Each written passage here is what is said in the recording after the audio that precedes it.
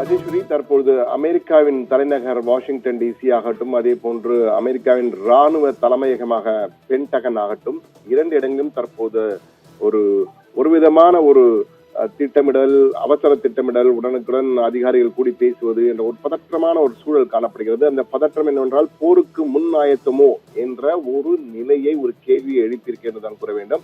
இதற்கு பின்னணி ஏன் இதை சொல்கிறேன்? இதற்கு பின்னணியாக ரஷ்ய அதிபர் புட்டினுக்கு 2 வார கெடு ஒன்றை அமெரிக்க அதிபர் டிரம்ப் விதித்திருக்கிறார்.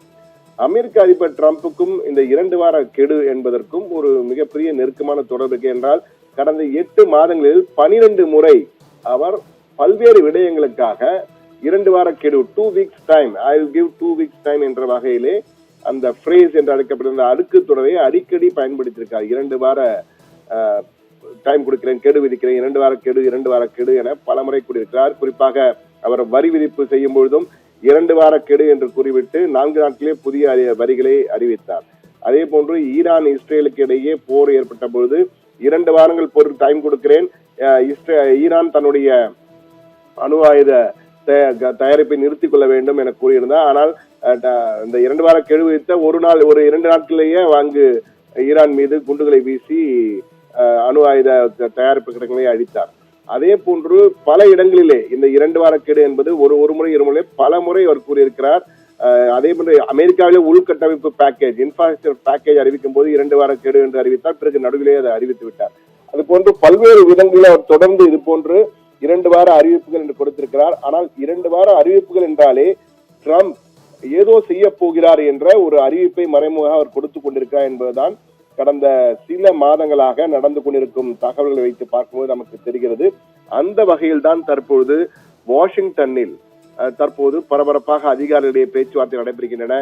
உக்ரைனுக்கு ஏற்கனவே பேட்ரியாட் ஏவுகணைகள், இந்த பேட்ரியாட் ஏவுகணைகள் என்பது மிகப்பெரிய ஏற்கனவே ஈரான் ஈராக் போரும் போது இந்த பேட்ரியாட் ஏவுகணைகள் என்பது மிகவும் பிரபலமானவை. அத்தகைய பேட்ரியாட் ஏவுகணைகளை உக்ரைனுக்கு வழங்கியிருக்கிறார்கள். பல மில்லியன் டாலர் மதிப்புடைய ஒவ்வொரு ஏவுகணையும். அந்த ஏவுகணைகளை தற்போது உக்ரைனுக்கு அனுப்பி இருக்கிறது அமெரிக்கா. எனவே ரஷ்யா அமெரிக்கா போர், அமெரிக்கா இடையே போர் ஏற்படுமோ என்றால் ரஷ்யா யுக்ரைன் வார் என்பது தற்போது அமெரிக்கா ரஷ்யா இடையேயான வாராக மாறுமோ, போராக மாறுமோ என்ற ஒரு அச்சம் ஏற்பட ஆரம்பித்திருக்கு. காரணம் என்னவென்றால் அமெரிக்காவின் நேட்டோ, அமெரிக்காவுக்கு தொடர்புடைய நேட்டோ, அதாவது நார்த் அட்லாண்டிக் ட்ரீட்டி ஆர்கனைசேஷன் நேச நாடுகள், நேட்டோ நாடுகள் அனைத்துமே அந்த எல்லை பகுதிகளில் தான் தற்போது ரஷ்ய ராணுவம் பல இடங்கள், யுக்ரைன் உள்ளிட்ட பல்வேறு இடங்கள் இருக்கிறது.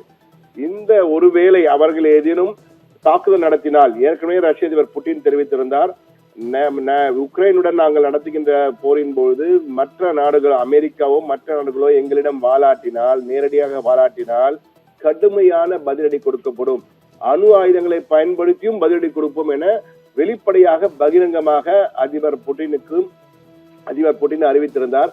எனவே இந்த புட்டின் எச்சரிக்கை மிகப்பெரிய எச்சரிக்கையா இருந்த நிலையில் தான் தற்பொழுது அமெரிக்காவில் செய்தியாளர்கள் அதிபர் புட்டினிடம் கேட்கும் பொழுது அவர் பேசும்போது, ரஷ்யாவுக்கு 2 வாரம் டைம் கொடுத்திருக்கிறேன், நான் தொலைபேசியில் பேசியிருக்கேன், 2 வாரம் டைம் கொடுத்திருக்கிறேன், அந்த 2 வாரம் கழித்து அவர்கள் சரியாக நான் எதிர்பார்த்து செய்யவில்லை என்றால் அதிரடி அறிவிப்புகள் வரும் என்ற வகையில் மறைமுகமாக சொல்லியிருக்கிறார்.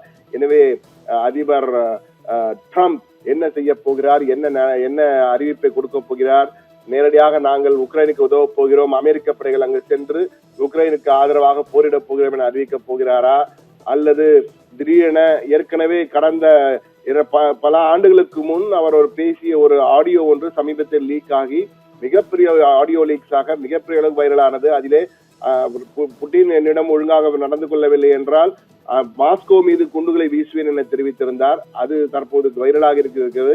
எனவே இதெல்லாம் பார்க்கும்போது 3ஆம் உலக போருக்கு ட்ரம்போ புட்டினோ வித்திடுவார்களோ என்ற ஒரு சூழல் தற்போது உருவாகி இருக்கு. என்ற 1914 18 வரை 1ஆம் உலக போர் நடைபெற்றது.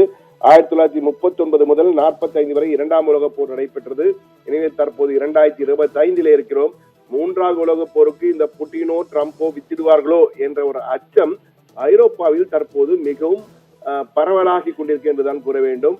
போலந்து ஆகட்டும், அதே போன்று நெதர்லாந்து ஆகட்டும், ருமேனியா ஆகட்டும், மால்டோவா ஆகட்டும், எஸ்டோனியா ஆகட்டும் போன்ற நாடுகளில் எல்லாம் தற்போது இது பெரும் பேச்சாக இருக்கிற இந்த தகவல்கள் அங்கிருந்து வருகின்றன. சர்வதேச செய்தி ஊடக ஏஜென்சிகள் தற்போது இந்த தகவலை உறுதிப்படுத்துகின்றன. எனவே இந்த 2 வார குழப்பவாதி என்ற வகையில இரண்டு வாரம் கெடு வைத்து விடுவார். ஆனால் அதிபர் ட்ரம்ப் இதில் சூட்சுமத்தை பயன்படுத்துகிறார் என பலரும் கூறுகிறார்கள். 2 வாரம் கெடு என்றவுடன் 2 வாரங்கள் என்று நாம் பொறுத்திருக்க முடியாது. என்றால் ட்ரம்ப் 2 வாரம் கழித்து முடிவை அறிவிப்பார், அடுத்த நாளையும் முடிவை எடுப்பார். என்ன செய்ய போகிறார் என்பது எதிரியை கெஸ் பண்ண வைப்பது, அதாவது என்ன செய்ய போகிறார் தெரியாமல் குழப்பத்திலேயே வைத்திருப்பது.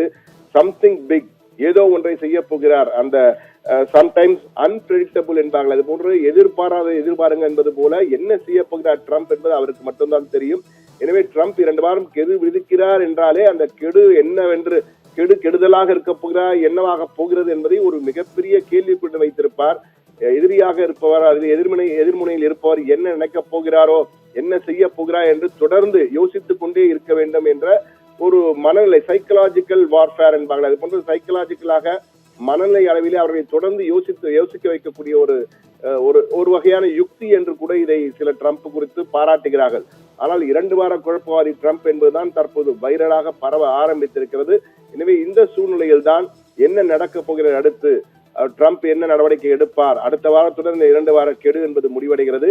எனவே அதற்குள்ளாகவே ஏதேனும் செய்வாரா அல்லது 2 வாரம் கழித்து ட்ரம்ப் அறிவிப்பாரா, என்ன நடக்கப் போகிறது அடுத்து என்பது உலக அரசியலில் பெரும் எதிர்பார்ப்பையும் பரபரப்பையும் அதிகப்படுத்தியிருக்கிறது என்றுதான் கூற வேண்டும். ராஜேஸ்வரி.